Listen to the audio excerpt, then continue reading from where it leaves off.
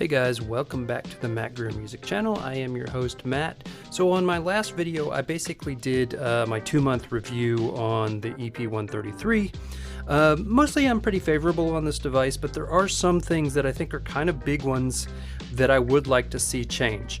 In review, basically it comes down to the way scenes work and there not being a basic pattern chain or song mode, and also the fact that you can't sample the effects with the input or resample would cover that as well. So basically today I thought I would outline some workflow modifications that have sort of helped me move around that. Ideally I would like to see these things fixed maybe in a future firmware update, but as I've always said, you buy something for what it does when you buy it, not for what you hope it might do in the future. So for all intents and purposes, we'll just pretend like maybe this stuff will never be implemented, so that we'll just have to have workarounds forever. Hopefully not, but that's the way we're going to do this thing. So number one, let's talk about the scenes issue. So again, the original KO, I could just hold down pattern and choose whatever patterns I wanted to play in whatever order I wanted them to play, how many times I wanted them to loop before going to the next one, then just push play, and it would just do all that and just play the whole song basically. I recorded pretty much every track I've ever made on it that way, and I was kind of disappointed that the KO2 didn't have that same sort of workflow. It has the scenes situation instead.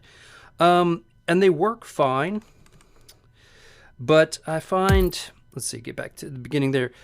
I find that it's not very intuitive for making music in a more organic, free state. I don't know about you, but I don't sit down to a piece of gear to make new music and go, okay, well, let me first make my intro, and then the build up of the intro, and then the first verse, and then the chorus, and then the bridge. Like, I don't do that. So I'm not going to go to like scene 1 and start an intro, and then scene 2 be intro part 2, and then scene 3 be the verse. Like, I'm not going to do that. I'm usually just making a groove or whatever I'm feeling in the moment, and then I'll sort of deconstruct it or build parts around that. And the scenes kind of almost expect you to work in that linear fashion, whereas with this, I could make the main groove here, but I could actually tell these patterns to play first, getting to that. So to me, it was easier to just have sort of, play whatever patterns you want in any order that you want. And yeah, you can still do that. Like I can hold scene and punch in the numbers and tell it to go from scene 1 to scene 7 to 11 or whatever. But you kind of got to be Johnny on the spot with the numbers, or if you use the plus and minus, you got to be real quick with it. And sometimes it makes mistakes. And it kind of gives me this low-key anxiety that I don't really enjoy. So I thought about, how do I get around this? So I'm going to work with the track. It was my last full track that I posted. It's a drum and bass tune. I'm actually really happy with the way this turned out. But I didn't actually use this technique when making it. It occurred to me after the fact. I was like, oh, I could have made my life easier by doing this. And anyway, so on my next one, I will use this technique. But I can still demonstrate what I'm talking about here. So basically, I've got different parts. That's basically my main verse. And then if I go to scene 2, I've got like a verse variation. It is kind of a banger. Let's see. Get here. This is kind of a breakdown section. Anyway, so different parts to the song. I just got to get to this one because I love it so much. So anyway, lots of different parts to the song. But again, I didn't set out with this whole composition in my head. Like, oh, scene 1, I'm going to do this, scene 2. So going back after the fact is kind of annoying, and kind of have to jump around to build your song. Unless, here's where we get into how you can sort of think about this more easily, I think, in terms of composing your finished track. So, thing number 1, just make whatever parts of the songs you want, wherever you want, on whatever scene you want. Just don't care if you're on scene 1 or 2 or whatever. Start with the chorus, start with the verse, make the intro last, whatever you want to do. Just let those land on the scenes that you want them to land. Do that first. Compose every part of it. You can probably start thinking about where you want the different pieces to go, but be pretty much agnostic on to what slot those parts of the composition reside. Then, after the fact, go through, let's find a empty, nope, let's find an empty pattern here. One more. All right, what is this? Okay, scene 15. All right, this one's empty. So what I'm going to do now, I've found an empty scene. I'm going to go ahead and shift on main to do a commit. I'm going to go 1, 2, 3, 4. All right, I just made a bunch of additional empty scenes, and now I'm going to go. All right, so basically I've got up through scene 20 now. I've got like 5 scenes that are blank.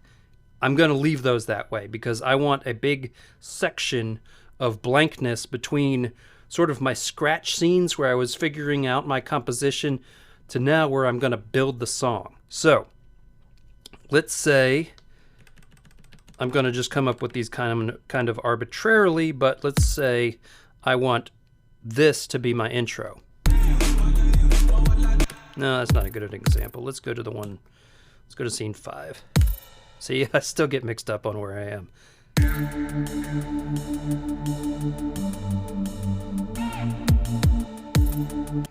All right, it's not exactly what I would do for an intro, but it works. So let's say scene 5, I want that to be my intro. So while I'm on scene 5, and because I've already built blank scenes to get me up to scene 20, I'm going to go Shift plus main to commit, and boom, it put that onto scene 21. So basically scene 21 is now my starter scene. So that's my intro. Let's say that I wanted to go to scene 6 as the next thing. And I'm going to go Shift, main. All right, it just put scene 6 onto scene 22. So I've got my intro and then my first verse back to each other. So that when I use the plus to go through these scenes to record, they're going to be next to each other in the order that I want them to play. So I'm not trying to remember, oh, I need to go back to 2, then to 8. It gets rid of that. So compose however you want, just free form every scene, make new variations on the beat, make intros, make dropouts, make build-ups, whatever. Just put them wherever they end up being. Just let the composition flow from you. Don't try to think of the whole plan for the whole song at once.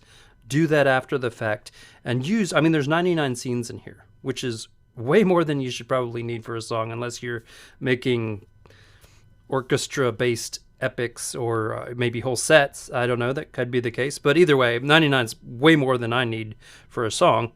Give yourself some room from your scratch scenes, put some blank ones in there, and then start at like, scene 21, scene 31, whatever you want or need, and build your track from there so that you can then record more easily just going from one scene to the next, to the next, to the next, and it'll flow the way that seems logical to you. So that's something that I figured out that helped me get more complete compositions out of this device because I was kind of stuck just making 8-bar loops and sort of static things, and I'd use the effects and mutes and like, oh, okay, that's kind of cool. But I really wasn't getting a whole track out of it until I started to think a little more dynamically about how to work with scenes. Again, I wish I could just hold a button and pattern chain the scenes to play in the order that I want them to and how many times I want them to loop. But as of yet, we don't have that. This is the best workaround that I could think of. All right, so this is the next thing I want to talk about. And this is not as slick, it's not as elegant. I wish there was some kind of inbox workaround I had for this, but unfortunately this is where you need to require some kind of external help. I've always said that to get the most out of a sampler, you kind of need 2, so you can bounce things back and forth. That's kind of the case with this as well. But I'll show you why I got on this. So what I was doing, I was working with this drum and bass track, and I was trying to make like a really nice fat bass sound. It's drum and bass. It's all about having sick bass sounds, right? So what I was doing in order to do that was I was using a synth. I was using a wavetable synth, which, by the way, wavetable synths are absolutely incredible for drum and bass. But what's going on here? Oh. But anyway, besides the point, yeah, anyway, if you're doing drum and bass, get a wavetable synth is my recommendation. But anyway, I was trying to get that fat bass sound in there, and I really liked what happened when I applied the chorus. It just immediately just gives it that that stank face crime that you want out of drum and bass. But again, the problem is if you sample, and even if you sample with the effect turned on,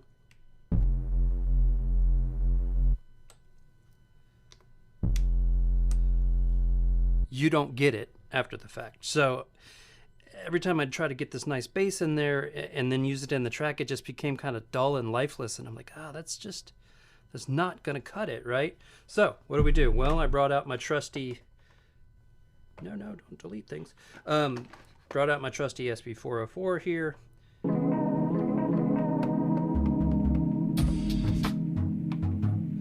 was a cool track. Okay, stop. Some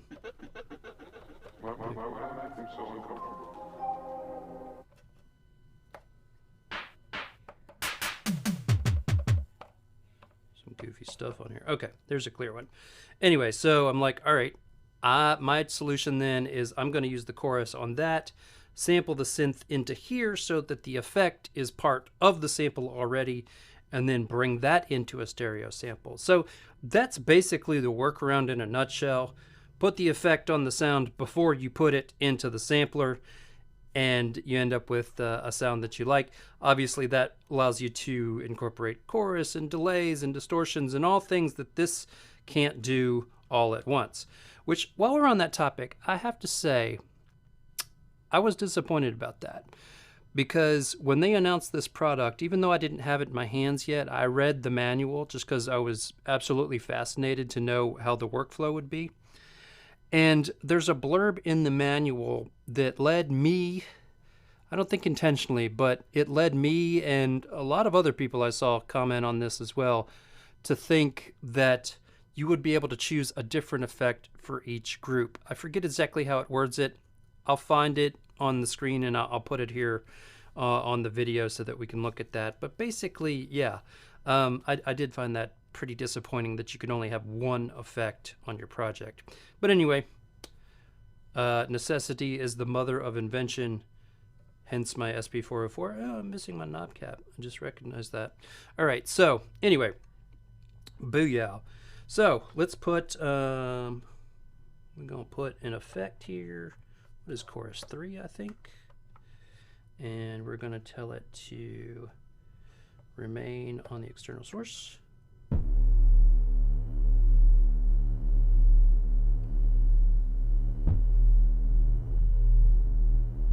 So I can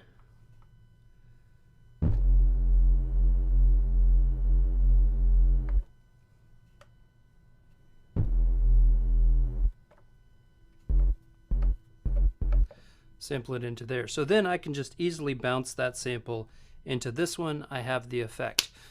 All right. So you're saying, well, Matt, I don't have a damn SP-404. You want me to go buy another sampler to get the most out of my sampler? Yes. No, I'm kidding. There's other ways around this, right? So like, if you have a computer, I'm sure if you're making a lot of music, you have some type of DAW, put your sample into that. Put the effects that you want on it, run it back into here. Or get yourself like a cheap multi-effects guitar pedal, you know? You can run it on your synths, you can run it off of YouTube, whatever your sample source is, put that in between, and boom, you've got samples that way. Or hell, there's tons of like free software and effects plugins out there on the internet. You could get something like Audacity and run some free VST effects for chorus, delay, whatever you want, and affect your samples that way before you bounce them in. Hell, at that point, you might as well just use the app and load the sample on there digitally. Personally, I'm old school. I like to actually sample my samples, but whatever works for you is fine, obviously. Or hell, there's probably even things on your phone that will get you there. Point is, think outside of the box. Where there's a will, there's a way. And if you absolutely need a chorus on your grimy ass drum and bass patch, and you don't want to use a chorus as a send effect, which is weird. Who wants to use chorus as a send effect? Delay, reverb, I get that, but chorus, I'm not going to put chorus on everything. Maybe people do. I don't. No judgment, but that's weird. So anyway, there's plenty of ways if you think creatively. Those are kind of my main two suggestions right now. There's a lot of other tips and tricks out here on the YouTubes that I'm sure you can put in the search bar there and find plenty of other things that I'm not including. But for me, doing those two things has helped me get more complete and polished tracks out of this device. Again, I would love to see these things change in a future update.